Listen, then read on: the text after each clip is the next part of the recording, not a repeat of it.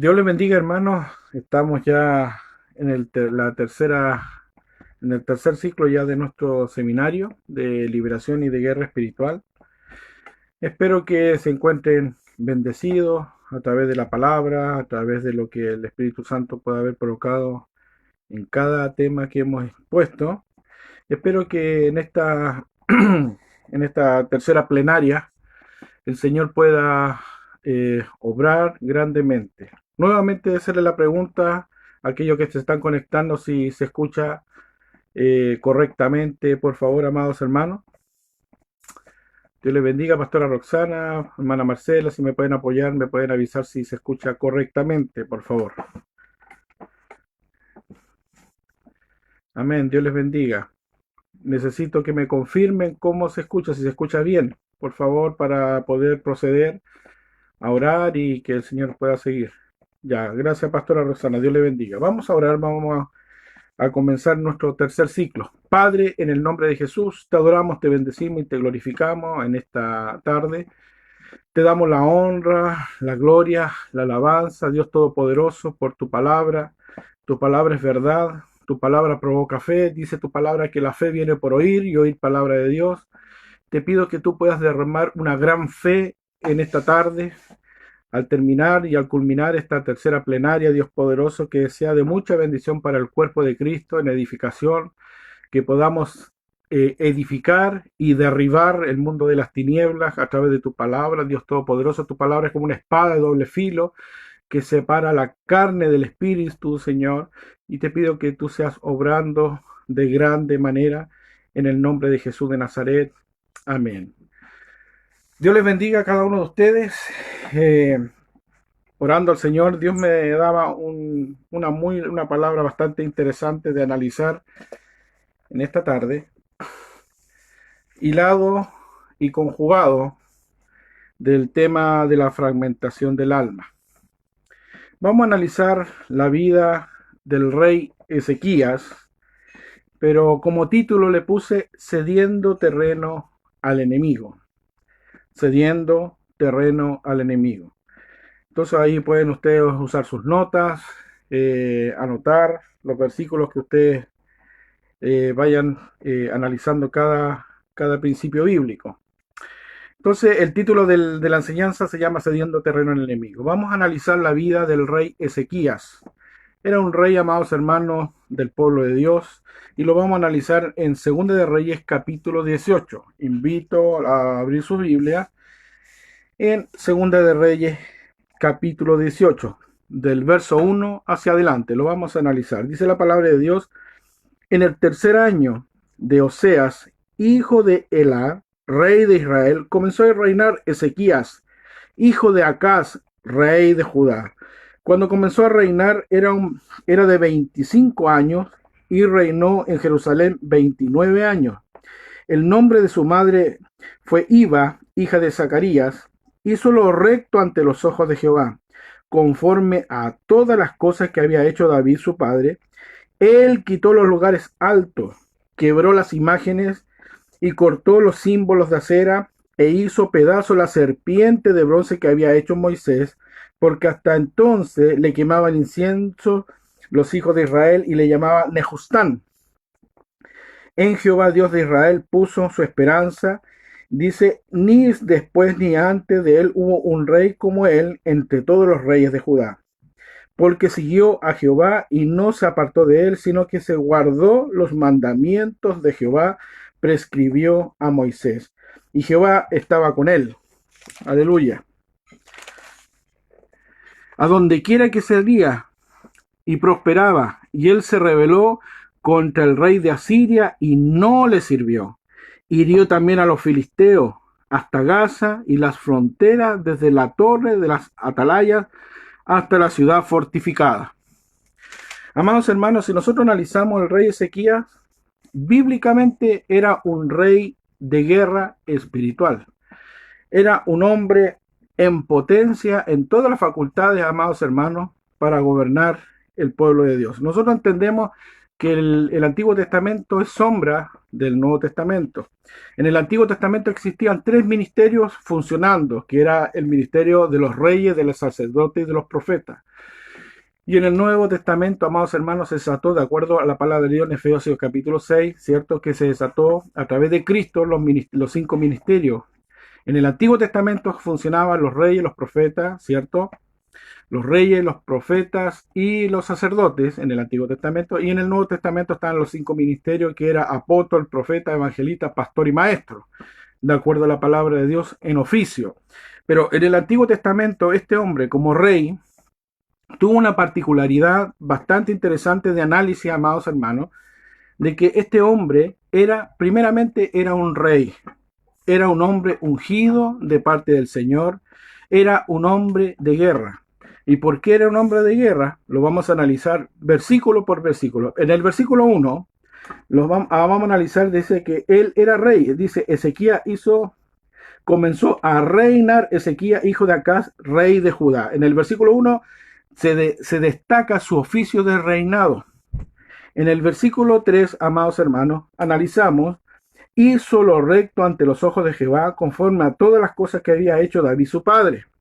O sea, una de las cualidades del rey del Antiguo Testamento, primero tenía autoridad delegada como rey, tenía la unción como rey, y segundo, amados hermanos, él cumplía los parámetros de la integridad. Era un hombre íntegro, un hombre lleno de Dios, lleno del Espíritu Santo. En el versículo 4 dice así, él quitó los lugares altos y quebró las imágenes, dice, y cortó los símbolos de acera e hizo pedazos la serpiente de bronce que había hecho Moisés, porque hasta entonces quemaban incienso los hijos de Israel y le llamaban Nejustán. Entonces él como rey, amados hermanos, él quebrantó el espíritu de idolatría. Él provocó la liberación del pueblo de Israel de toda la contaminación de espíritu de idolatría. ¿Y cómo lo hizo? Cortando los símbolos de acera, y también rompió la serpiente de bronce que Moisés había hecho para beneficio del pueblo, para la sanidad.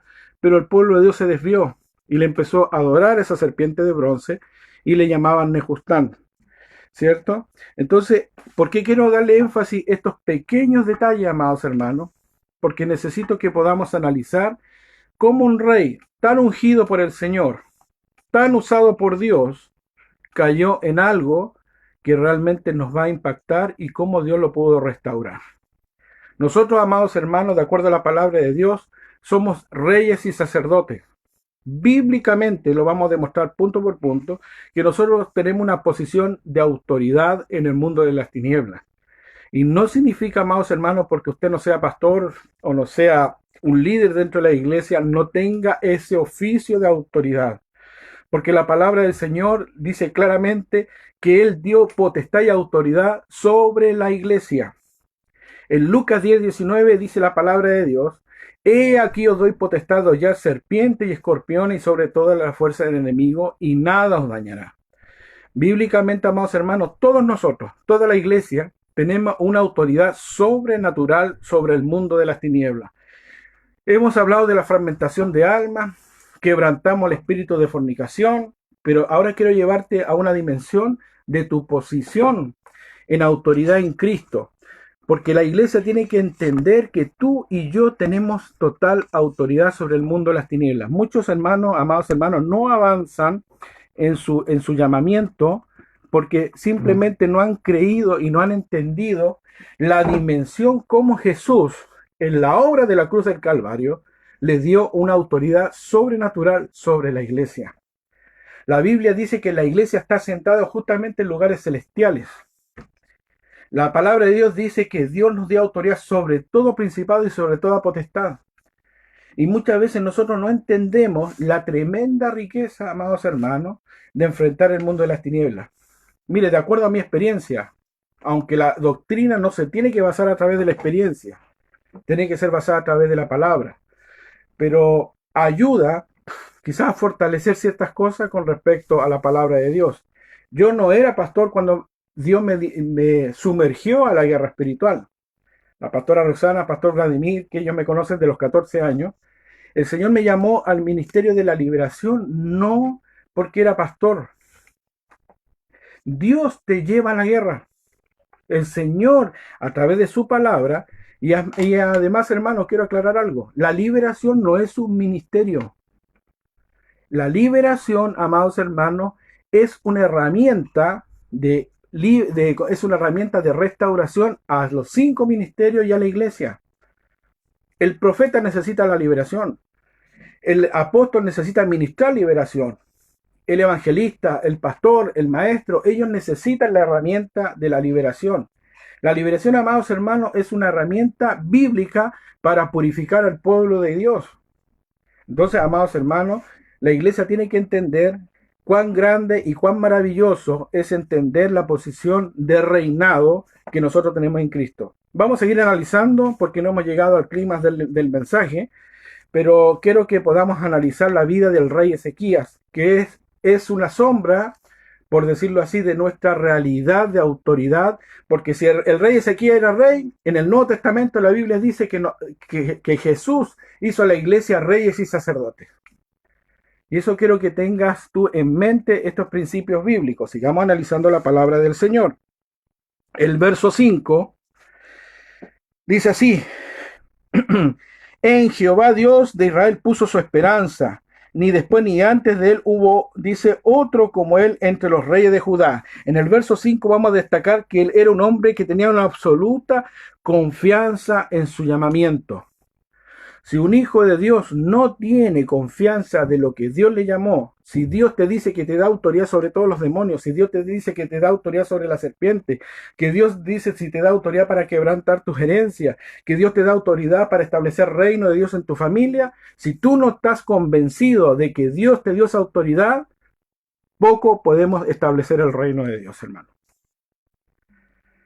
Tú no puedes enfrentar el mundo de las tinieblas si primero tú no entiendes que Cristo Jesús te llamó para ser vencedor y para tú establecer el reino de Dios en tu familia, en tu entorno, en tu trabajo y en tu iglesia. Seguimos analizando la palabra del Señor. Otra cualidad de este rey, el verso 6. Vamos a leerlo.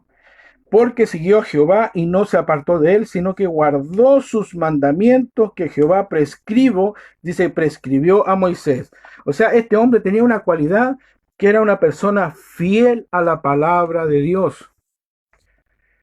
¿Cuántos de ustedes han escuchado un mensaje en la iglesia que tú tienes que ser fiel a la palabra de Dios? Yo creo que todos los que estamos conectados en este momento sabemos y entendemos que tenemos que ser fiel a la palabra. Si la palabra de Dios dice que te da autoridad, yo le creo al Señor que Dios me ha dado autoridad. Si la palabra de Dios dice que Él me perdona todos mis pecados, yo le creo al Señor que Él perdona mis pecados. Si la palabra de Dios dice que te da autoridad sobre toda influencia espiritual y que Dios te da la victoria, tenemos que creer esa posición. No hay ninguna diferencia de la realidad que tenía el rey Ezequías a la realidad que nosotros tenemos actualmente neotestamentariamente hablando, hermano. Nosotros somos reyes y sacerdotes según la posición en Cristo Jesús. Y por lo tanto, amados hermanos, tú y yo tenemos que entender la dimensión. Sigamos analizando. No hemos llegado al clímax que quiero que tú podamos entender este mensaje. Aleluya. El verso 7 dice, y Jehová estaba con él. A donde quiera que salía, prosperaba. Y él se rebeló contra el rey de Asiria y no le sirvió. Otra cualidad de este rey tremendo, amados hermanos, que tenía el respaldo de Dios. Dice que Jehová estaba con él. La pregunta mía, ¿Dios está con tu vida? Mira hermano, nosotros no tenemos que sentir si Dios está o no está con nosotros. Nosotros tenemos que creer en su palabra. En Juan capítulo 16, Jesús oró por sus discípulos y oró al Padre. Padre, te pido que los guardes del mundo, pero que no lo quites del mundo. Si Dios estableció una orden y una oración sacerdotal sobre la iglesia de que Dios iba a ser fiel con nosotros, es porque Dios va a ser así. ¿Qué es lo que dice en Timoteo? Si permaneciéramos infieles, Él permanece fiel. Como el Padre se compadece de los hijos, así Jehová se compadece de los que le temen, porque se acuerda de nuestra condición de que somos polvo. ¿Qué significa, amados hermanos? Yo no necesito sentir que Dios está conmigo. Yo necesito creer que Él es fiel y que Él está conmigo. Si la palabra de Dios dice que Él me va a respaldar, si la palabra de Dios dice que Él va a estar conmigo para cuando yo enfrente las tinieblas, no me va a dejar en un pie falso, yo voy a vivir en victoria. Y ese es el grave problema de la iglesia, amados hermanos, que muchos cristianos necesitan sentir para entender la dimensión de Dios. Hermanos, nosotros no necesitamos sentir, nosotros necesitamos creer. La madurez cristiana, amados hermanos, es solamente tener una convicción de entender de que Dios está con nosotros. Mira, hermano, los que nos sumergimos en la guerra espiritual, Dios te tiene que tratar de tal manera que tú no tienes que sentir, tú tienes que creer. He enfrentado guerras tremendas que usted ni se imagina. Y muchas veces hay un desierto horrible. Y en ese desierto, solamente, amados hermanos, he enfrentado la guerra solamente aplicando un principio, que es la palabra de Dios. La Biblia dice, aunque permanecieres infieles, Él permanece fiel. Y si Dios dijo eso, amados hermanos, es porque Dios va a estar contigo en la batalla. Hermanos, si tú sientes el fuego de Dios de meterte en la guerra espiritual, tú tienes que primero entender y decidir creerle al Señor. Si tú no decides creerle al Señor, va a ser muy difícil que tú puedas tener un éxito en la guerra espiritual. Quiero que entendamos estos principios. Hay un fuego en este momento de parte de Dios de poder transmitirte esto, porque Dios quiere que su pueblo se involucre en esta guerra, que es una guerra que nos da la garantía de total victoria, hermano. No hay demonio, no hay espíritu maligno que pueda vencer a un hijo de Dios posicionado y que un hijo de Dios le crea absolutamente al Dios Todopoderoso. Seguimos analizando la palabra de Dios. Verso 7. Dice así. No, miento. Disculpe, el verso 8. Dice así la palabra de Dios. Hirió también a los filisteos hasta Gaza y su frontera desde la torre de los atalayas hasta la ciudad fortificada. ¿Qué significa eso, amada iglesia? Que Dios les daba éxito en la guerra. Dios respaldaba al rey Ezequías. La pregunta mía, si tú decides servir a Dios y tú estás ordenado en Dios, ¿Dios va a respaldar tu llamamiento? Yo creo que sí, hermano.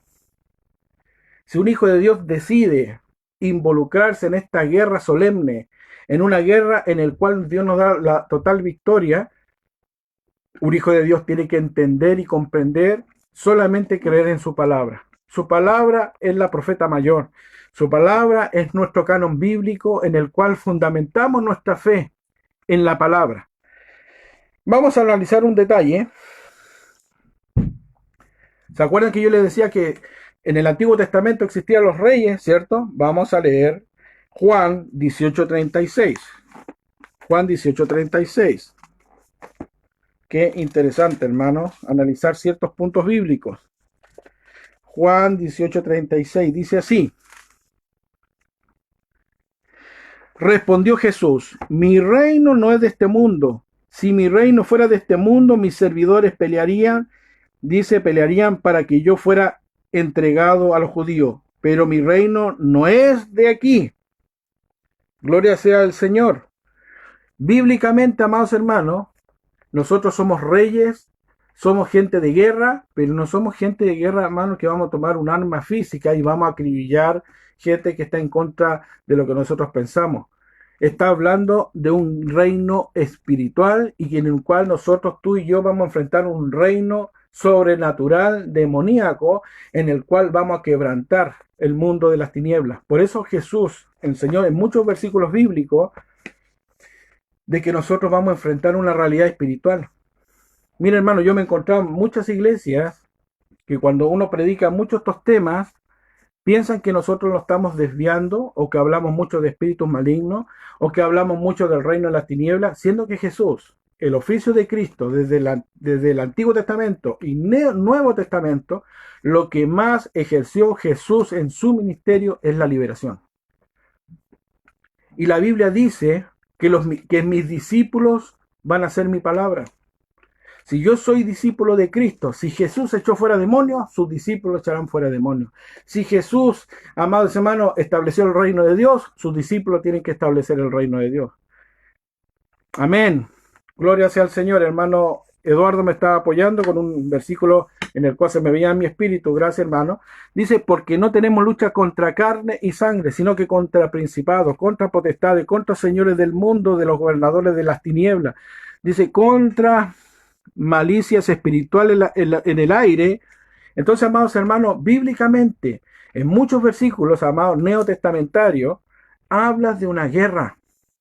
Habla de que el cristiano, Dios mismo lo establece para la guerra. Nosotros tenemos una realidad que tenemos que despertar. Iglesia amada, este mensaje está diseñado para que tú y yo podamos abrir nuestra mente, nuestro espíritu, de que Dios nos está llamando a la guerra espiritual. ¿Cuántos años, amados hermanos, atados? ¿Cuánto tiempo muchas veces nosotros orando de una manera totalmente pasiva? Nosotros tenemos que, amados hermanos, tomar las armas espirituales, confrontar el mundo de las tinieblas, establecer el reino de Dios. Mire, Jesús le enseñó a sus discípulos, Padre nuestro que estás en los cielos, santificado sea tu nombre. Los discípulos le pidieron, Señor, enséñanos a orar. Y uno de los puntos que Jesús les enseñó a sus discípulos, venga tu reino. Oraréis así, dice, venga tu reino. Pero ¿sabe lo que significa la palabra reino en ese pequeño detalle del Padre nuestro, hermano? Cuando Dios dice, venga tu reino, la palabra en sí misma se interpreta a sí misma. La Biblia dice, yo si por el dedo de Dios echo fuera los demonios, es porque el reino de Dios ha llegado a vuestras vidas. Bíblicamente, cuando un pastor, un hombre de Dios, un hijo de Dios, un líder, un pastor, la jerarquía que tenga, decide hacer guerra contra las tinieblas y reprende las tinieblas y expulsa a los demonios, amados hermanos, tú estás desarrollando una oración apostólica facultada y vas a desatar el reino de Dios donde tú estás. No sé si me doy a entender, pano, pero bíblicamente es así. Vamos a leer Apocalipsis, capítulo 1, versos 5 y 6. Apocalipsis.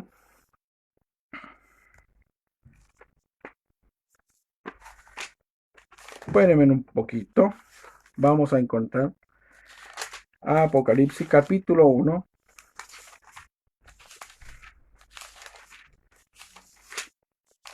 Vengo de la escuela antigua, hermano. Va a ser difícil que tenga un notebook.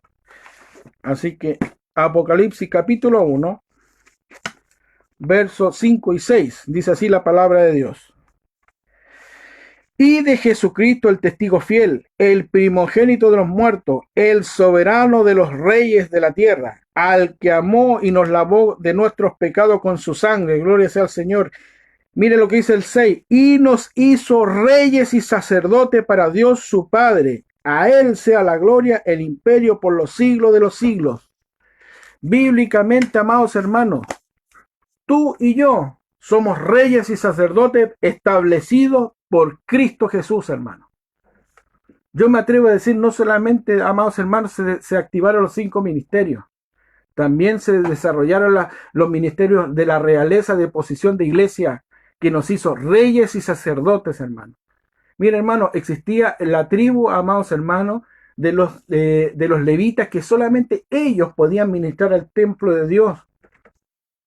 Y el resto de las tribus estaban fuera. Y nosotros, amados hermanos, en el nuevo pacto, somos sacerdotes. Todos los días podemos tener acceso al lugar santísimo, amados hermanos. Disfrutar de su adoración.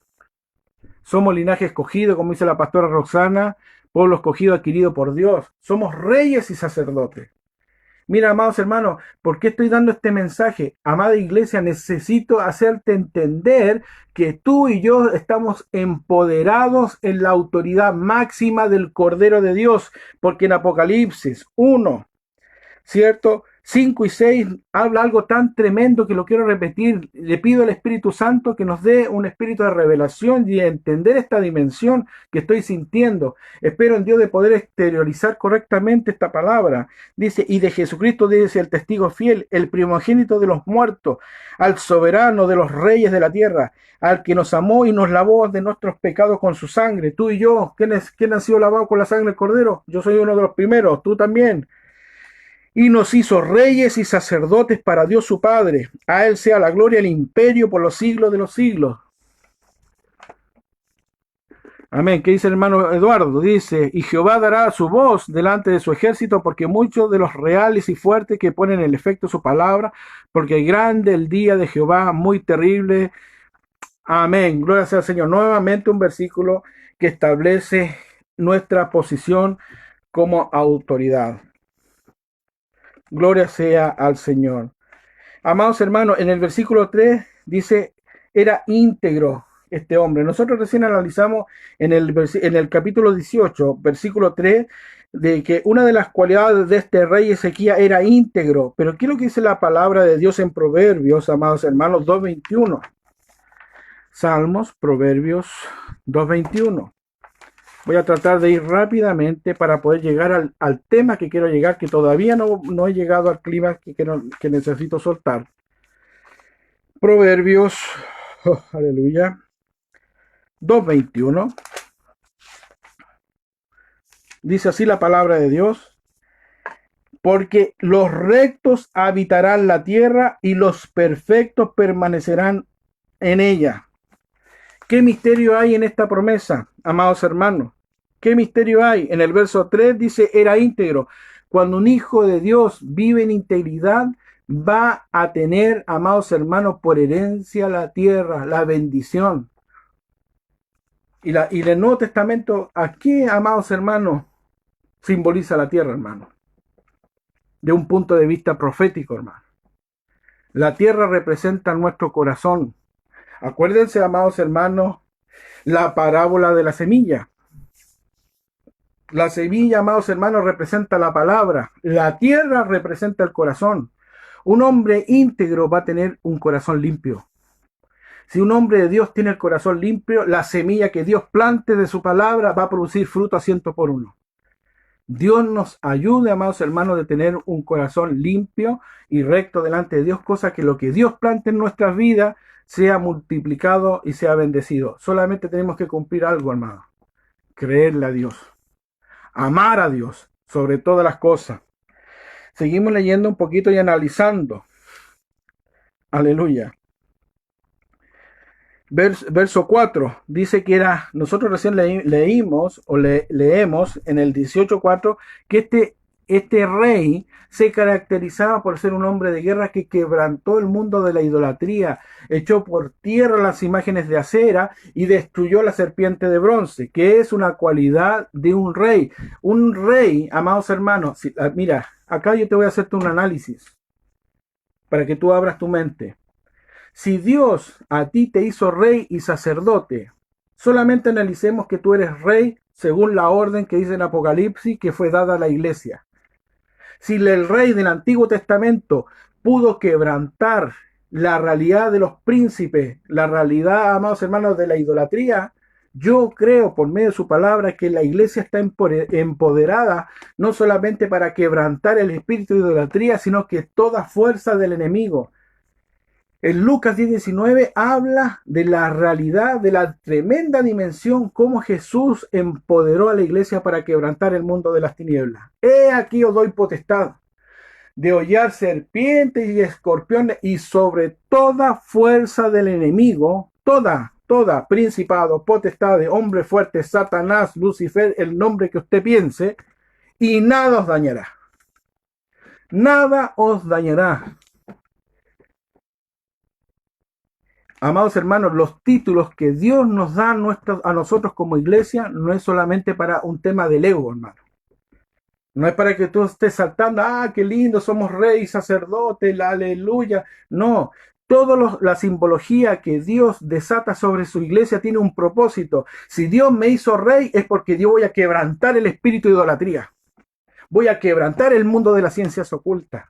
Si me hizo sacerdote, voy a romper el mundo de las tinieblas.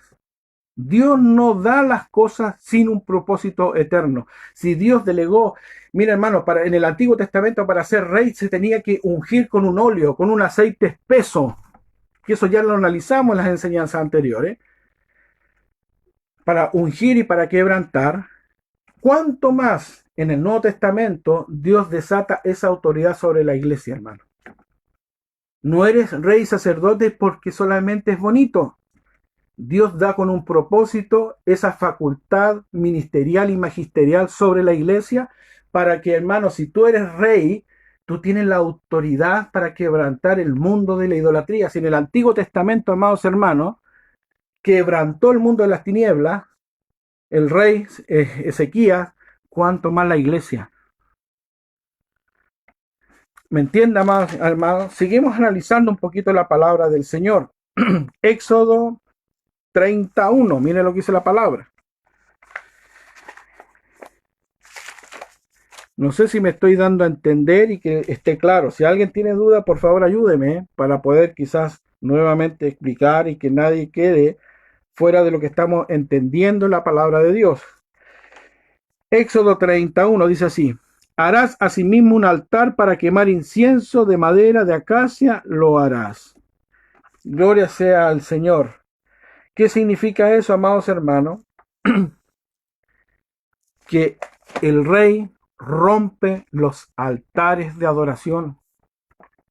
Si en el Antiguo Testamento el rey que fue ungido que de una manera solemne pudo quebrantar el mundo de la idolatría y romper los altares de adoración, nosotros como iglesia empoderada que tenemos la facultad absoluta sobre el mundo de las tinieblas, nosotros tenemos la autoridad de romper los lugares de adoración de Satanás. Entonces, amados hermanos, cuando la iglesia se empieza a entender la dimensión de su posición como rey. Mira, hermano, cuántas veces yo canté, bueno, en mis tiempos, canté muchas veces que soy sacerdote, rey, sacerdote, y saltaba, no tenía idea qué significaba eso, hermano. Te voy a ser honesto. No dimensionaba la realidad, cómo Dios me veía, de acuerdo a la palabra del Señor, la dimensión de que Él me haya nombrado como rey y sacerdote. No dimensionaba.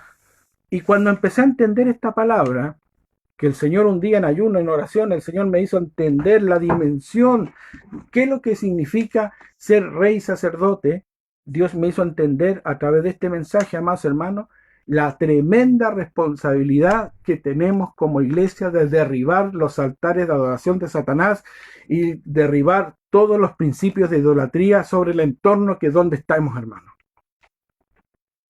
Y muchas veces la iglesia no entiende, piensan que esa facultad solamente son para los ministros, son para los ungidos, son para los profetas, son para los pastores y hermanos que son empoderados, que tienen la autoridad, que solamente tienen que creer.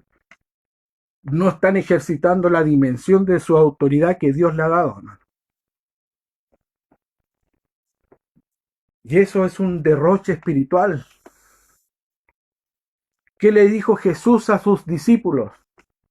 ¿Se acuerdan del mensaje bíblico, amados hermanos, cuando un hombre se le acerca a Jesús y le dice: Señor, tus discípulos no han podido liberar a mi hijo? Y Jesús, ¿qué le dice? ¿Hasta cuándo he de soportar esta generación perversa e incrédula? Si tuvieres fe como un grano de mostaza, diría este monte que se echase para allá. Y Jesús le dijo: este género no sale sino con oración y ayuno. Y está hablando de sus discípulos, no está hablando de pastores, no está hablando, amados hermanos, de alguien de un oficio ministerial, está hablando a la iglesia.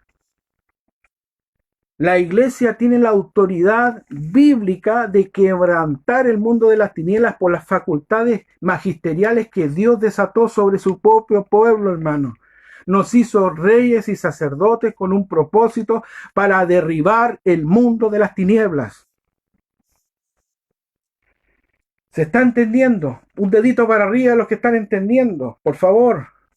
No estoy en la iglesia como para ver sus caras, para saber si están entendiendo o no están entendiendo. Gloria sea al Señor. Sigamos analizando. Amén. Gracias, hermano. Gloria sea al Señor. Mira, hermanos, vamos a dimensionar la posición de gobierno, cómo el rey Ezequías quebrantó el mundo de las tinieblas.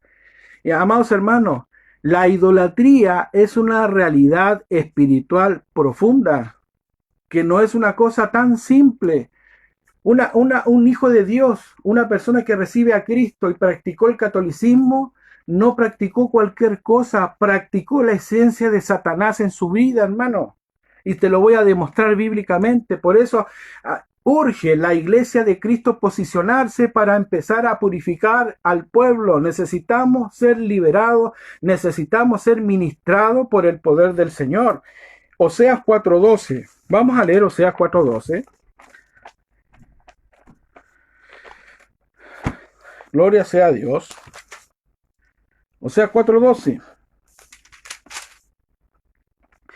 Miren lo que dice la Biblia, cómo se manifiesta la idolatría. Vamos a dimensionar la profundidad, qué es lo que arrastra la idolatría. Oseas 4:12. Mi pueblo a su ídolo de madera pregunta, y el leño le responde. Mire, el leño le responde, porque espíritu de fornicación los hizo errar y dejaron a su Dios para fornicar. Amados hermanos, los que han caído en idolatría saben que si nosotros consagramos nuestra vida a un ídolo, ¿cuántos católicos, cuánta gente sin conocimiento de Dios piden y el leño le responde? ¿Y cómo le responde? Responde con milagros. Si está con pobreza, ese espíritu se encarga de tener provisión. Porque la Biblia lo dice, la Escritura dice que ese espíritu va a conceder lo que le están pidiendo a ese ídolo. Acá lo dicen en Oseas 4:12, mi pueblo a su ídolo de madera le pregunta y el leño le responde. ¿Y por qué le responde? Porque hay una realidad. Detrás de un ídolo hay un demonio. Y ese demonio, mire lo que sale acá. Porque espíritu de fornicación lo hizo errar. ¿Y qué efecto produce ese espíritu? Dice, y dejaron a su Dios para fornicar. Qué increíble, hermano. Mire lo que dice en Oseas 5:4. ¿Qué efecto produce, amados hermanos, esta realidad espiritual? No piensan en Oseas 5:4, no piensan en convertirse a su Dios, porque espíritu de fornicación está en medio de ellos y no conocen a Jehová. ¡Qué tremendo! Así que cuando una persona practicó el catolicismo romano, recibe a Jesús como Señor y Salvador porque ocurre un milagro extraordinario que Dios lo traslada del príncipe de la potestad del aire y lo traslada al reino del reino de las tinieblas al reino de Cristo, esa persona viene en un estado, amados, de un estado crítico espiritual, en el cual tenemos que ministrar y sacar la influencia espiritual que fue cautivada. Acuérdense que la liberación es un proceso. ¿Y por qué tanto pueblo de Dios cuesta que avancen? ¿Cuántos hermanos, cuántos hijos de Dios son fragmentados por el espíritu de idolatría? Y cuesta, hay hermanos cristianos que han tenido ese problema de idolatría y le cuesta convertirse al Señor, le cuesta entender la palabra, le cuesta ser perseverante, le cuesta poder adorar a Dios con toda su alma, porque la Biblia lo dice. Quizás de los hermanos que me están mirando, cuántas crisis espirituales sobrellevan en su vida y no arriban en su vida espiritual y tratan y no hay un avance y una madurez bíblica. ¿Será que hay una infección espiritual que hay que liberar? Yo creo bíblicamente que es una realidad. Este seminario, ese es el objetivo, de despertar el corazón de todos aquellos que necesitan ser liberados, hermano. Yo creo que Dios quiere purificar a su pueblo. Dios está preparando a su pueblo para la segunda venida. Pero Dios viene a buscar una iglesia limpia y sin mancha. Y cuando habla de una iglesia limpia y sin mancha, no está hablando de que la persona sea extremadamente en su concepto de santidad que no va a fallar. Habla de una iglesia limpia y sin mancha, pero limpia y sin mancha de influencias demoníacas de su alma. Está hablando de una iglesia libre, hermano. Es el verdadero concepto bíblico de que Dios va a buscar una iglesia limpia y sin mancha, una persona totalmente libre de espíritus demoníacos, hermano. Gloria sea al Señor. Mire lo que dice en 1 Corintios 10, 19, 21. Usted me puede decir, pastor, pero la escritura no dice que son demonios. Bueno, acá te lo voy a decir. 1 Corintios 10, 19, 21. 1 Corintios, y esto fue dicho por el apóstol Pablo. 1 Corintios 10, gloria a Dios, 19 al 21. Dice así: ¿qué digo pues? ¿Que el ídolo es algo o que sea algo los que sacrifican a los ídolos? Antes digo que los gentiles sacrifican, a los demonios los sacrifican y no a Dios. No quiero pues que vosotros os hagáis partícipes con los demonios. Pablo fue más tajante, hermano. Más tajante. Pablo declaró que los ídolos, detrás de los ídolos hay demonios. Acá sale la escritura, en 1 Corintios 10, 20 y 21. Antes digo que los gentiles sacrifican a los demonios y los sacrifican no a Dios, sino que pues, dice, no quiero pues que os hagáis partícipe con los demonios. Nuevamente confirma que detrás de la idolatría, mire hermano, quizás a usted no le han dicho de esta forma, los que son católicos practican satanismo. Así de fuerte es el tema. Porque si la Biblia dice que detrás de un ídolo hay un demonio, no hay ninguna diferencia de que un satanista adore a un espíritu maligno que es un demonio, sino que está camuflado, se viste como ángel de luz, y las personas son ingenuas y no se dan cuenta de la gravedad que significa estar en un sistema católico apostólico romano, hermano. Qué tremendo. Yo sé que a alguno le está provocando, qué tremendo. Y nosotros pensamos que no es tan grave, que no necesito quizás liberación. Busqué a Dios de esa forma y Dios me llamó. Y resulta que después, cuando estamos caminando con el Señor, hay crisis. ¿Cuántos cristianos viven en crisis? La Biblia dice que el cristiano va de gloria en gloria, victoria tras victoria. Y la realidad de la iglesia, como pastor le digo, los hermanos no viven de gloria en gloria. Viven un pasito para adelante, 3 pasitos para atrás. Están perseverando, después retroceden. Están firmes, después hay que ministrarle porque empiezan a decaer. ¿No será que hay una influencia espiritual que ha fragmentado su alma? Y que es el espíritu de idolatría que ha atacado su vida, hermano.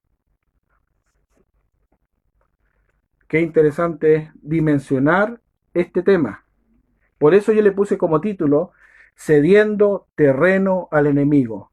Nuestra vida es un campo y muchas veces el terreno que nosotros tenemos está cedido, en el cual este mensaje lo que queremos lograr es que arrebatemos el terreno que le pertenece a Cristo, hermano. Este terreno, esta tierra tiene que ser para Cristo. Gloria sea al Señor. Sigamos entendiendo. Ruth dice, pastor, no entendí por qué los católicos. No solamente los católicos, Ruth. Todos los que practican la idolatría, lamentablemente, se enfrentan en adoración a los espíritus malignos de acuerdo a Corintios y de acuerdo al Antiguo Testamento.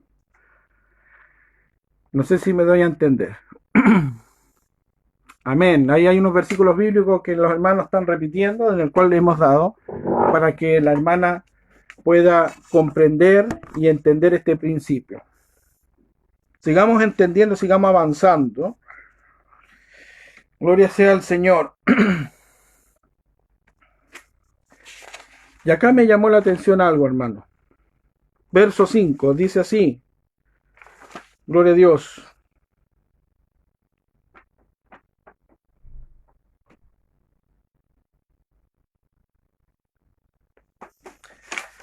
Ahora vamos a leer algo al mensaje que quiero llegar. No me quiero extender. Hay varios puntos que voy a pasar por alto, por el tiempo.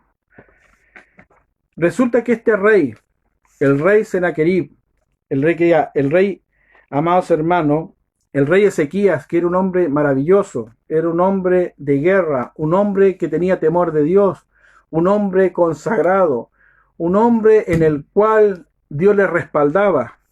Todos esos puntos lo hemos analizado, amada iglesia. Pero este hombre, increíblemente, cometió algo grave.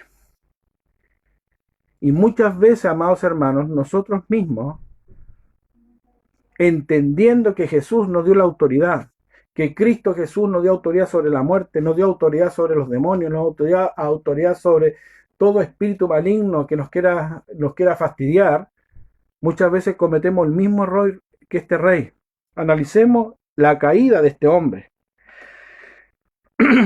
Le invito a leer Segunda de Reyes 18,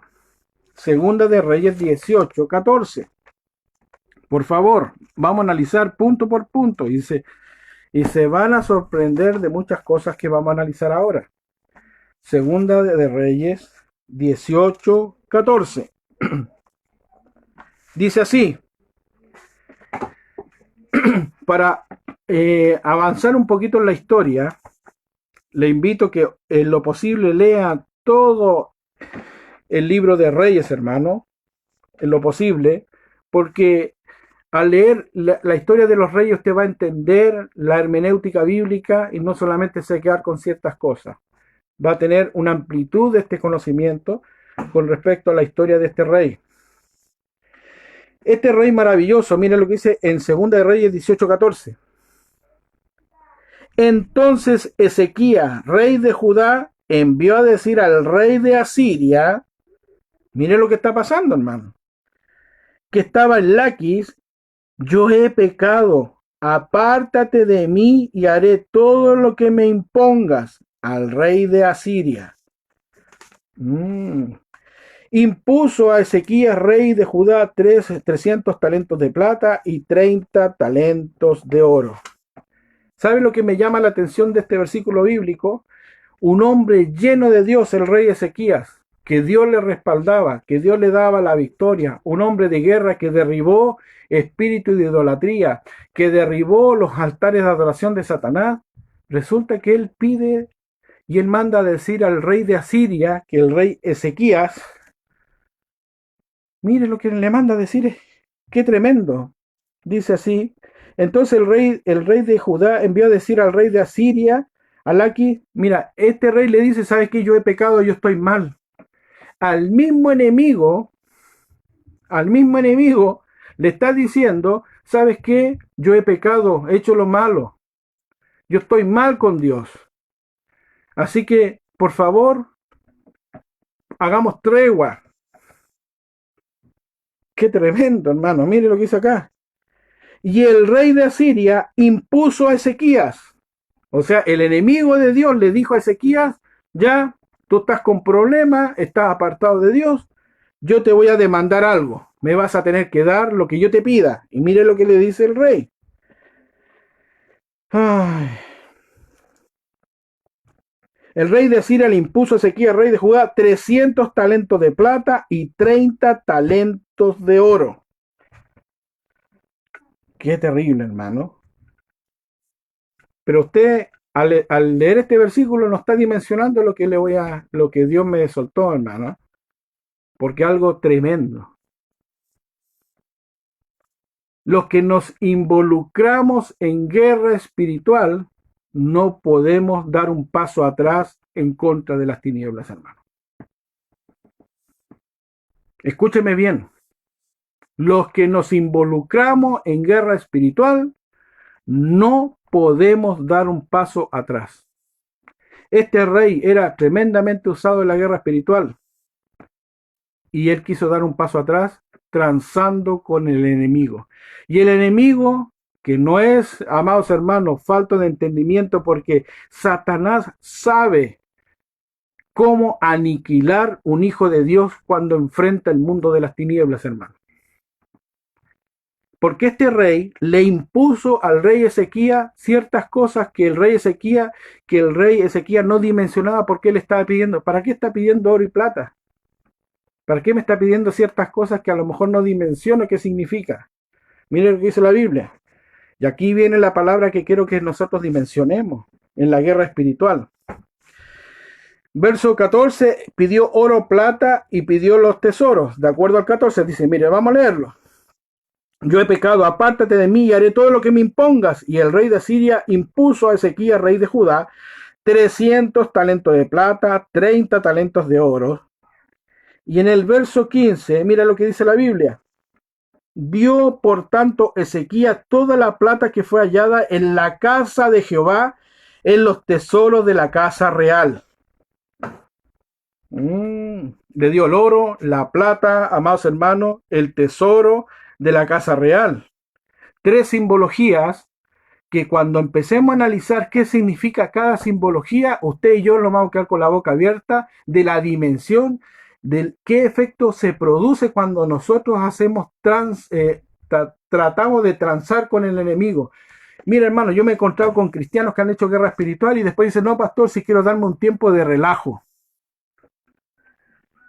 No, pastor, es tiempo de estar dedicarme más a la familia, me involucré mucho, quiero darme mi tiempo. Esa gente está dando el oro, la plata, los tesoros. Mire, hermano, vamos a analizar punto por punto. Todavía no he llegado a lo que quiero llegar. Lo estoy dejando como un poco así con el misterio, pero usted se da cuenta por qué estoy dándole tanto preámbulo para que se pueda entender lo que Dios quiere soltar en este momento, hermano. Seguimos en el 16. Entonces Ezequías quitó el oro de las puertas del templo de Jehová y de los quiciales, dice, y el mismo rey Ezequías había cubierto de oro y los dio al rey de Asiria. Entonces el rey de Asiria se le dio el oro, la plata, pidió los tesoros de la casa real y encima le dio el oro de las puertas del templo y quitó las puertas. Ahora viene lo que quiero llegar. Usted se ha puesto a analizar en este versículo, en este capítulo, cómo un rey tremendo habla con el enemigo para que no lo ataque. Es como que usted le diga, Satanás, ya hice mucha guerra espiritual, no quiero, yo me siento apartado del Señor, así que desde ahora para adelante estemos en paz tú y yo y quedémonos tranquilas, yo no me meto contigo, tú no te metís conmigo y aquí no ha pasado nada. La Biblia dice, el que toma el arado y mira para atrás no es digno de mí. Si tú y yo, amados hermanos, tomamos la decisión de hacer guerra espiritual, no podemos volver atrás. Porque el enemigo nos va a aniquilar y nos va a hacer pebre, hermano. Vamos a analizar por qué Satanás inspiró al rey Sennacherib ciertas simbologías proféticas para aniquilar a este hombre de reino, un hombre de rey. Mire lo que el Espíritu Santo me provocaba en mi mente, en mi corazón de este mensaje. El oro. ¿Qué significa el oro de acuerdo a la palabra de Dios? Invito a abrir su Biblia, amados hermanos, en 1 de Pedro 1:7. Y acá vamos a abrir la boca, hermano. 1 de Pedro.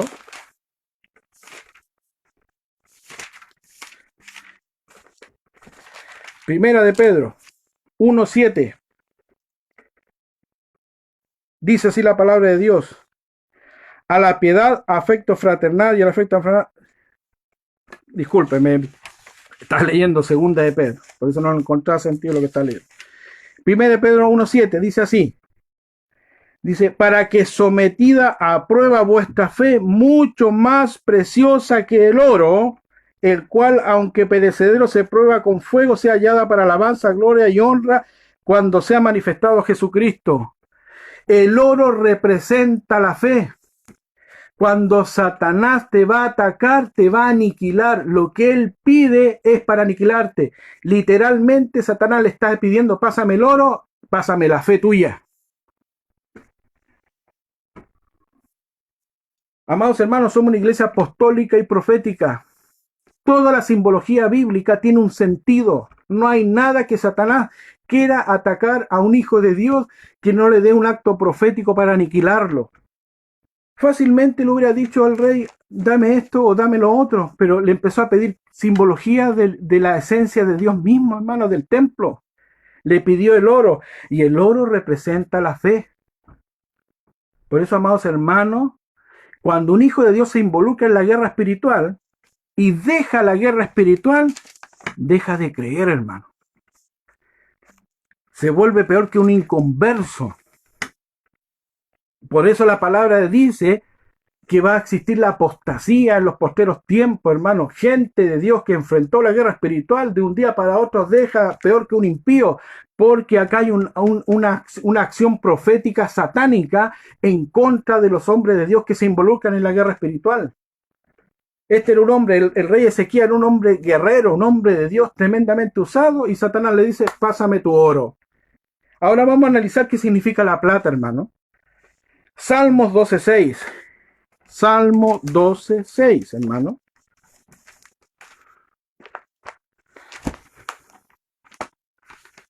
Salmos 12:6.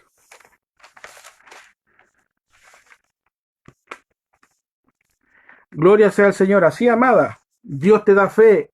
La Biblia dice que Dios nos da el don de la fe, y por eso, amados hermanos, como nos da, el enemigo también nos puede arrebatar. Salmos 12:6. Salmos 12:6. ¿Qué significa la plata, hermano? Estas hojas, hermano, me cuestan tan nuevas, pero bueno. 12:6. Dice así la palabra de Dios. La palabra de Jehová son palabras limpias, como plata refinada en horno de tierra, purificada 7 veces. ¿Por qué el enemigo pidió la plata? Le pidió la palabra. La Biblia dice que la palabra es una espada de doble filo. Un hombre de Dios lo que más necesita es declarar palabra. La vida y la muerte están en el poder de la lengua. Y con mi lengua yo declaro palabra de Dios. Y cuando suelto palabra de Dios, se provoca el quebrantamiento del mundo de las tinieblas, hermano. Aleluya. Amén. Salmo 12:6 también dice, la palabra de Jehová son con palabras limpias como plata, refinada en horno de tierra, purificada 7 veces. El versículo que estamos analizando. Entonces el enemigo lo empezó a aniquilar, lo empezó a desarmar, le pidió el oro, fe.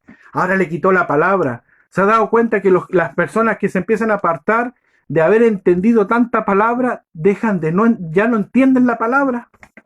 Como que empieza a producir una metamorfosis espiritual.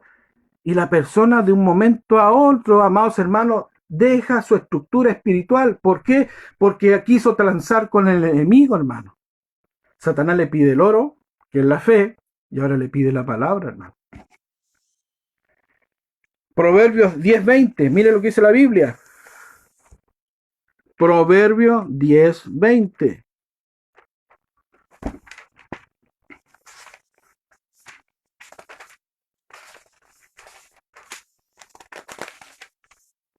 Dice así la palabra del Señor. Plata escogida es la lengua del justo. Plata escogida es la lengua del justo, mas el corazón de los impíos es como nada. Plata escogida es la lengua del justo. Yo con la lengua, con mi palabra, derribo el mundo de las tinieblas porque suelto una palabra declarada, suelto una realidad de decreto de la palabra de Dios en contra de las tinieblas. En el nombre de Jesús, Satanás, yo te rompo, corto, quiebro el mundo de las tinieblas, te ordeno y te retiras de mi familia. Por esa razón, amados hermanos, Satanás le pidió la plata, porque no es tonto. Él sabe lo que pidió para desarmar al rey Ezequías, hermano. Siento un fuego tremendo en soltar esto, hermano, porque después le voy a darle mi testimonio por qué Dios me hizo entender esta palabra, hermano.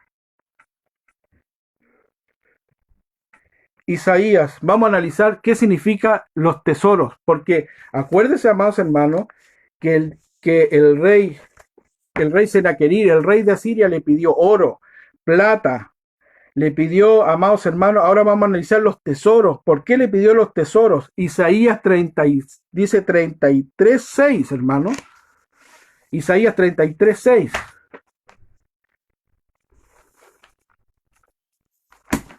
Isaías 33:6.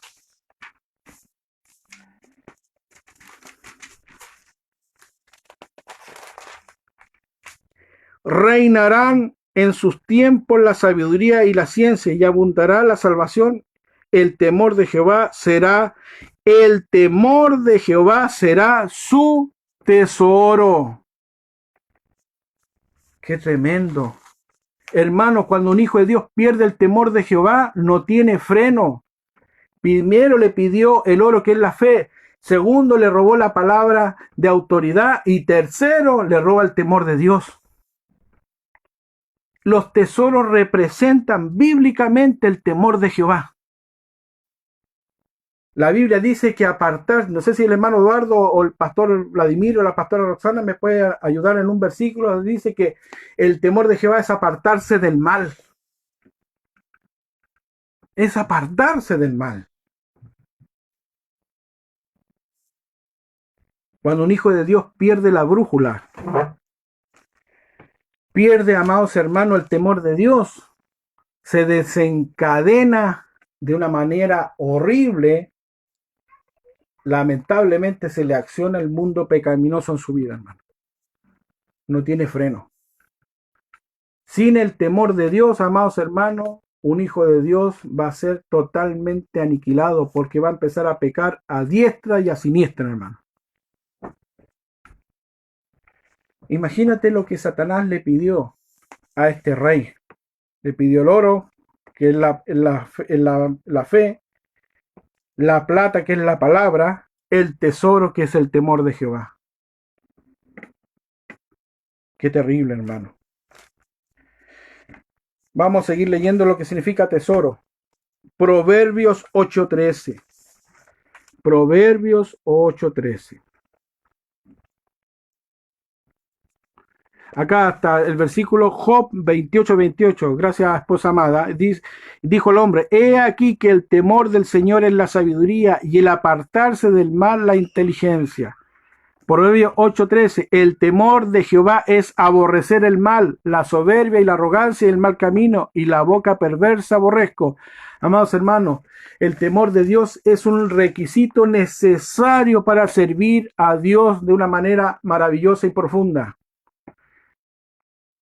Acá la hermana Marcela, Dios le bendiga. El temor de Jehová es el principio de la sabiduría, y la ciencia de los santos es inteligencia.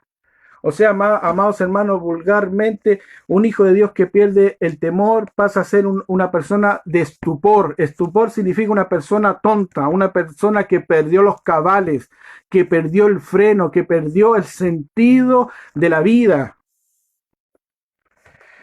Vamos a seguir leyendo, amados hermanos, Proverbios 8:13. Salmos, Proverbios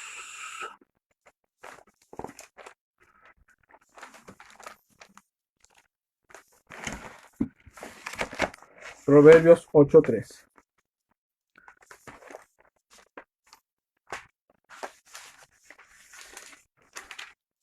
Dice así la palabra del Señor. El temor de Jehová es aborrecer el mal, la soberbia y la arrogancia y el mal camino y la boca perfecta aborrezco. Mira, aquí estaba. Se me había olvidado que lo había notado. Gloria sea al Señor. Amada iglesia, el rey de Asiria, nuevamente repito, pidió el oro, la plata, los tesoros. El oro representa la fe, la plata la palabra declarada, el tesoro representa el temor a Jehová. Pero también el enemigo le pidió las puertas. ¿Qué son las puertas en la simbología profética neotestamentaria? Juan 10:9. Juan 10:9. Vamos a analizar qué es lo que significan las puertas. Juan 10:9.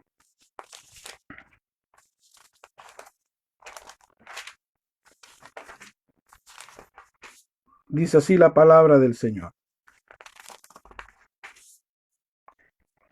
Yo soy la puerta. y el que por mí entrare será salva. Y dice, y entraré, y dice, y entrará y saldrá y hallará pasto. Nuevamente lo voy a leer, no leí mal. Yo soy la puerta, el que por mí entrare será salvo, y entrará y saldrá y hallará pasto. La puerta representa salvación, representa a Cristo, hermano. Yo soy la puerta. Y también la puerta también representa el corazón. Mire lo que dice la Biblia en Hechos 14:27.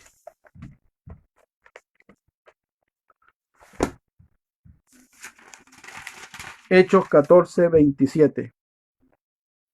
Y habiendo llegado a reunidos a la iglesia, refirieron cuán grandes cosas había hecho Dios con ellos y cómo había abierto las puertas de la fe de los gentiles. Cómo había, dice, abierto las puertas de la fe de los gentiles. La puerta está relacionada con la fe y la fe está relacionada con la salvación. Eso es inminente, eso está entrelazado.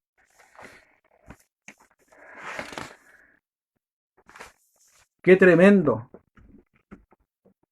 Porque lo que he soltado en este momento, hermano, es la mitad porque viene algo más. Pero quiero que dimensionemos la profundidad, cómo el enemigo aniquila al ministerio del reinado. Y el ministerio del reinado también es neotestamentario. Neotestamentario. Hechos 14:27, hermana Idalia. 14:27. El enemigo, imagínense, el rey Ezequías le pidió al rey de Asiria, que se llamaba Senaquerib, por favor, no, yo estoy apartado de Dios. Imagínense, decirle un hombre, es como que usted le diga al diablo, ¿sabe que yo estoy apartado? No me molesté. ¡Qué terrible! Mi sentido común me dice, cuando yo estoy mal, estoy caído, voy donde mi autoridad delegada, le digo, ¿sabe qué? En el caso mío, mi autoridad es el pastor Vladimir. Le digo, pastor Vladimir, ¿sabe qué? Yo necesito, estoy mal. Necesito restaurarme, necesito volverme al Señor. Y la autoridad de Dios ministrará conforme a los recursos bíblicos y se me ministrará liberación, estabilizaré el Señor, quizás estaré un tiempo a lo mejor en pausa ministerialmente hablando para levantarme y después viene la restauración y sigo avanzando. Pero no puede ser que en una condición así yo busque los recursos del enemigo tratando de transar la ayuda, porque el enemigo inmediatamente acciona facultades proféticas para aniquilar el llamamiento, como lo hizo con el rey Ezequías. Le pidió el oro, que es la fe, la plata que representa la palabra, los tesoros que representa el temor de Jehová y las puertas que representa la salvación, amados hermanos, y representa un corazón de fe. Y mire lo que hace el enemigo, porque el enemigo es cruel. Como dice el pastor, recién ahí me puso un versículo bíblico, el pastor Cristian, que el enemigo viene a robar, matar y a destruir. Tiene toda la razón. El enemigo va a ser feroz. Si él quiere destruirte y aniquilarte y matarte hoy día, lo va a hacer. Iglesia amada, que tú puedas entender la dimensión a qué enemigo nosotros estamos enfrentando. Segunda de Reyes 18:17. Mire lo que pasó. Porque esta historia todavía no termina, hermano. Esto está recién comenzando lo que Dios está soltando. Primera de Reyes 18.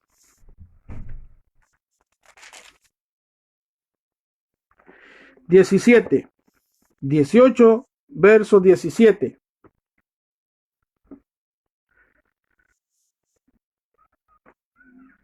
Espera un poquitito, parece que me equivoqué. 18, 19 y 20, ahí está. Primera de Reyes 18, versículos 19 y 20. Dice, envía pues ahora, dice, y congrégame a todo Israel en el monte Carmelo a los 450 profetas de Baal y a los 400 profetas de Acera en Carmel en la mesa de Jezabel. Esperen un poquito, déjenme buscar. Es Segunda de Reyes. Discúlpenme, hermano, por eso no concordaba lo que tenía en mi apunte. Segunda de Reyes 18, 17. Ando más perdido que Adán en el Día de las Madres, hermano, hoy día. 18, 17. Ahora sí. Miren lo que dice la Biblia. Después el rey de Asiria, mire, póngase a pensar en el escenario. Supuestamente, él transó con el rey de Asiria, que era el rey Senaquerib, el rey Ezequías, que era el rey amado del pueblo de Dios, le pidió al rey de Asiria que esté en paz y el hombre le pidió oro, plata, los tesoros y las puertas. Él pensaba, el rey Ezequías pensaba que iba a estar en paz, iba a estar tranquilito, iba a estar en un estado de paz y tranquilidad, pero el enemigo no descansa. Mire lo que pasó más adelante, en el verso 17, dice así: después el rey de Asiria envió contra el rey Ezequías al Tartán, al Rapsaris y al Rapsacés con su gran ejército desde Laquis contra Jerusalén, y subieron y vinieron a Jerusalén, y habiendo subido vinieron y acamparon junto al acueducto del estanque de arriba en el camino de la heredad del labrador. Mire qué malo este hombre, perverso. ¿Qué es lo que hizo?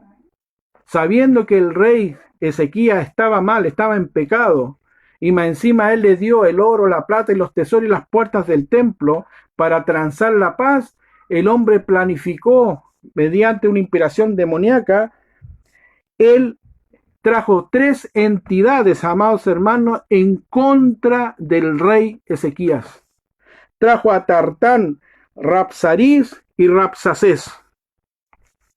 Y acá, amados hermanos, vas a abrir más los ojos de lo que quizás ya estás abriéndolo. Le voy a decir, vamos a leer qué significa en el original hebreo cada uno de esos nombres, cómo él quiso aniquilar a un rey de Dios, en el cual sin duda tú y yo somos reyes y sacerdotes.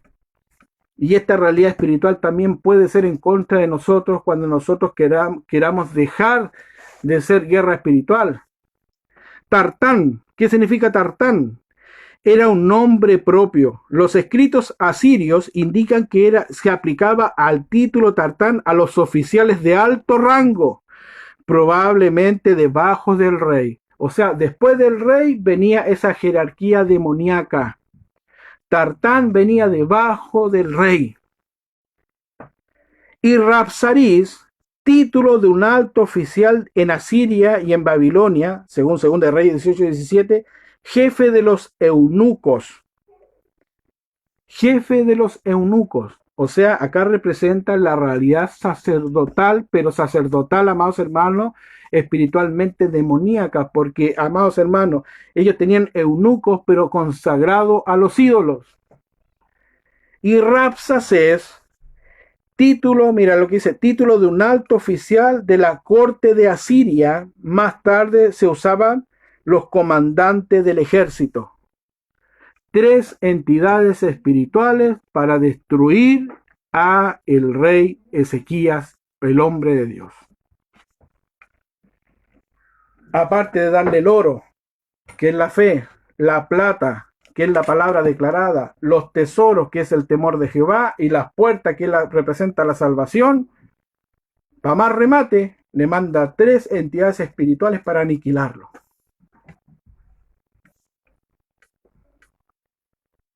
Qué tremendo, hermano. Satanás no te va a soltar hasta destruirte. Por eso, amados hermanos, los que nos involucramos en guerra espiritual no podemos claudicar. Tenemos que estar convencidos y creerle al Señor que vamos a estar hasta cuando Cristo venga a dar la buena batalla de la fe. La buena batalla de la fe, hermano. Aleluya. Y mire lo que pasó con este rey. Cómo él se restauró. Y vino un tremendo ejército con 3 entidades espirituales, con 3 realidades de jerarquía, de mucha cantidad de ejército para destruir al rey Ezequías. Y en una situación tan difícil, recién se acordó de lo que tenía que haber hecho al principio, hermano. Algo tan simple, sujetarse a una autoridad delegada para buscar la provisión de parte de Dios. ¿Cuántas veces a nosotros nos pasa eso? Nos vamos por el camino largo y después cuando estamos, disculpe la expresión, estamos patelaucha, pastor, ore por mi vida, estoy mal. Ayúdeme. Segunda de Reyes 19, 1 y 2, versículo 1 y 2, miren, dice la palabra. Cuando el rey Ezequías los oyó que venían los tres, venía Tartán, Rabsacis y Rabsaced a destruirlo. Mire lo que hizo el rey Ezequías, hermano. Cuando el rey Ezequías lo oyó, rasgó sus vestidos y se cubrió de cilicio y entró a la casa de Jehová. Y envió Eliaquim mayordomo a Semna y escriba y a los ancianos, los sacerdotes cubiertos de cilicio, al profeta Isaías, hijo de Amós. Cuando ya estaba mal, no daba más, llamen al profeta Isaías, que es mi autoridad, necesito ayuda. ¿No sería inteligentemente, cuando estaba al inicio mal, haber buscado la provisión inmediatamente de Dios a través de su autoridad delegada, hermano? Mi sentido común me dice que era lo correcto. Él tenía que buscar la autoridad para él poder restaurarse. Todos nosotros puedes tener la tremenda unción de guerra, puedes ser un hombre tremendamente usado por Dios, pero siempre Dios te va a poner a alguien sobre tu vida para buscar la provisión de orden, hermano. Dios nos da llaneros solitarios. Siempre Dios te va a poner un hombre de Dios sobre tu vida para sujetarte, para ser restaurado. Ay, Señor. Segunda de Crónicas 32. Mire lo que hizo el Señor con este rey. ¿Cómo fue la provisión de Dios, hermano? Segunda de Crónicas 32. Me llega a dar rabia con el rey, hermano. Me llega a dar rabia. Estoy enojado. Segunda de Crónicas 32. 20. El título dice: Jehová libra a Ezequías. El 20 está la solución. Si tú estás en guerra espiritual, todos los que me están oyendo, los 30 personas que están mirando, y no solamente los que están mirando, y los que después van a mirar, hay una solución. Cuando tú estés en crisis, cuando estés en problema, cuando estés en una situación difícil, tú tienes que buscar el orden bíblico, y el orden bíblico es sujetarse a su autoridad delegada para que te cubra en el mundo espiritual. La guerra espiritual se enfrenta con principios de orden. No encajan los rebeldes, amados hermanos, en la guerra espiritual. El rebelde va a ser aniquilado. La Biblia dice: el rebelde no busca su propio mal y mensajero cruel será en contra de su vida. Miren lo que dice en Segunda de Crónicas 20. Segunda de Crónicas 32, 20, para no equivocarme. Mas el rey Ezequías y el profeta Isaías, hijo de Amós, oraron por esto y clamaron al cielo. O sea, el profeta Isaías le dijo: cálmate, aunque un ejército cante contra mí, no temerá mi corazón. No es con espada ni con fuerza, sino con mi espíritu, dijo Jehová. Mire el ejemplo de que cómo se desató el mundo espiritual a favor de Ezequías, un hombre rebelde, un hombre tremendamente usado por Dios, lleno de la unción, que derribó los altares de idolatría, quebrantó el mundo de las tinieblas, después quiso transar con el enemigo, y ahora que cometió graves errores, recién busca la provisión de Dios. Mire cómo Dios respalda la obediencia. Y Jehová envió un ángel, el cual destruyó todo valiente y esforzado de los jefes de los capitanes del campamento del rey de Asiria. Y éste se volvió por tanto avergonzado a su tierra, entrando en el templo de su Dios, y allí lo mataron a espada sus propios hijos. Una oración de un ministerio de autoridad, amados hermanos, puede cambiar la atmósfera espiritual absoluta en contra de las tinieblas.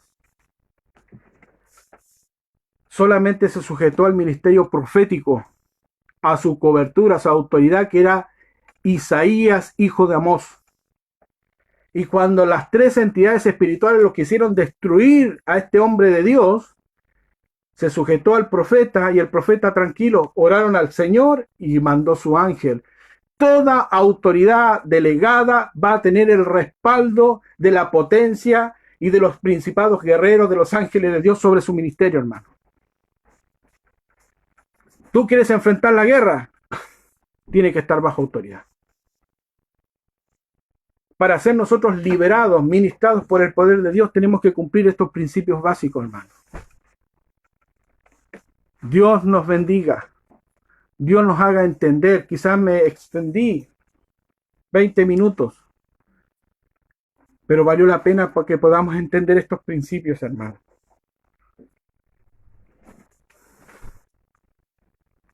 Quiero dar mi testimonio. 7 años estuve pastoreando, hermano. Tremendamente usado en la liberación. Y yo quise desertar.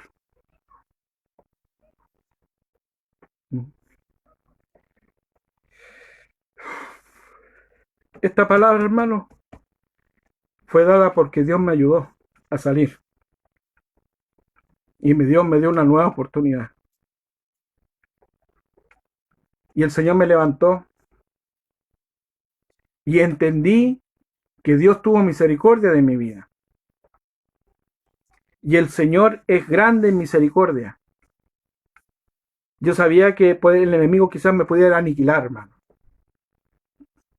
Pero gracias al Señor que siempre tuve coberturas que oraron por mi vida, como el pastor Beto, pastora Roxana, que siempre han estado junto con nosotros.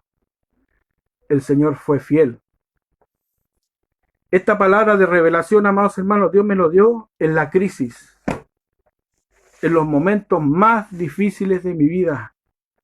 Y yo entendí con esta palabra que nosotros no podemos retroceder a nuestro supremo llamamiento en la guerra espiritual.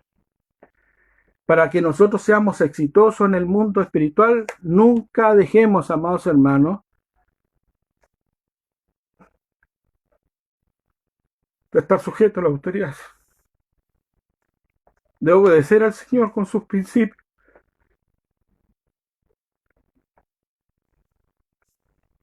Me quebranto porque Dios poderoso, para levantarnos, para fortalecernos. La guerra es fuerte, es difícil, pero da grande satisfacción, hermano, ver hijos de Dios libres, hijos de Dios restaurados por el poder de Dios, hermano. Vamos a orar. Y espero que esta palabra, estas tres plenarias, hayan cumplido las expectativas en su espíritu. Padre, en el nombre de Jesús, oro por todos los hijos de Dios que están detrás de estas imágenes. Quizás están en un momento de crisis, Señor. Por la autoridad que tú me has dado, yo te pido, Dios mío, que esta palabra provoque arrepentimiento en su corazón y en su alma para alinearse en este momento ante el Señor.